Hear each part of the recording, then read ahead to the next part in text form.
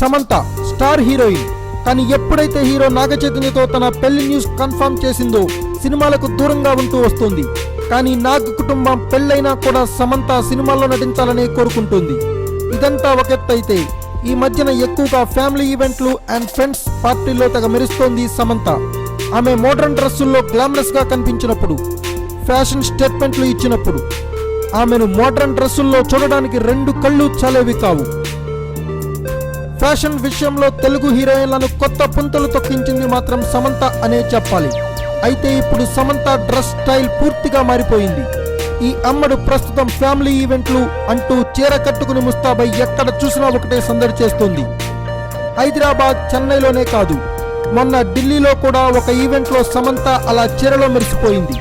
చూడ్డానికి కుందనపు బొమ్మలా ఉన్న శారీస్ లో ఆమె పెద్ద వయసు ఉన్న అమ్మాయిలా కనిపిస్తోందన్న గుసగుసలు వినిపిస్తున్నాయి. సమంత చుడీదార్లకు స్వస్తి పలికి శారీస్ లో దర్శనమియడం వెనుక నాగ్ ఫ్యామిలీ కండిషన్స్ బాగా పనిచేశాయని talk. Thanks for watching. Please subscribe our channel.